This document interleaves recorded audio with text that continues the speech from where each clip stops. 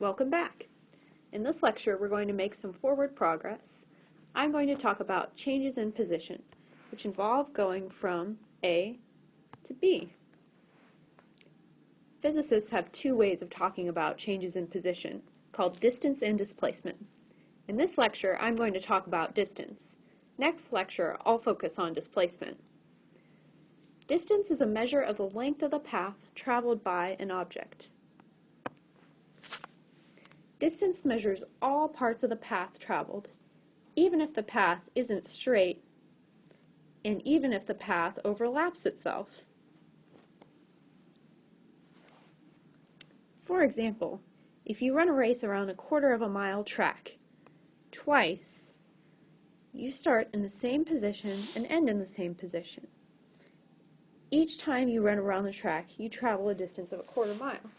So, a 1/4 mile plus a 1/4 of a mile equals 1/2 a mile.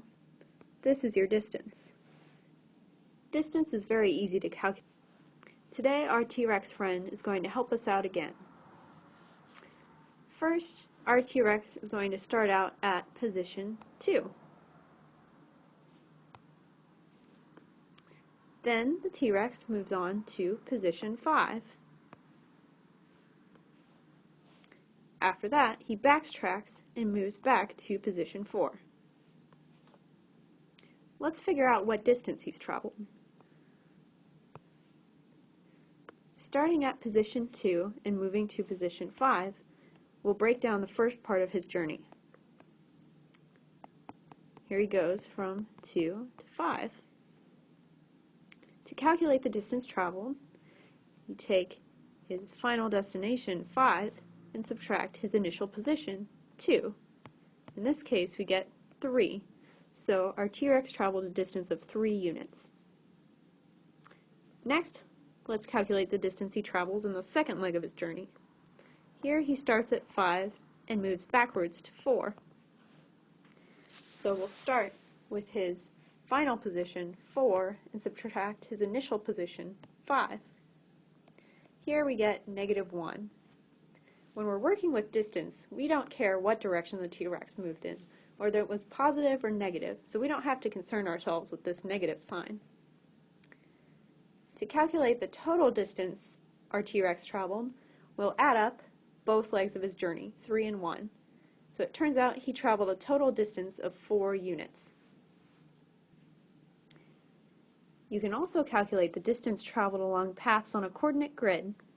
If the path lies along the lines of the coordinate grid, simply count the horizontal and vertical lines crossed by the path. This represents the length of the path. For example, here is the path our T-Rex took along a coordinate grid. He starts at the origin, 0, 0. He travels upward to the point 0, 3. He travels across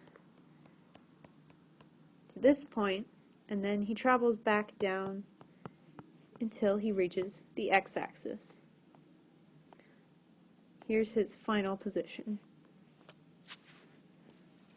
To calculate the distance traveled, let's just count how many lines he crossed.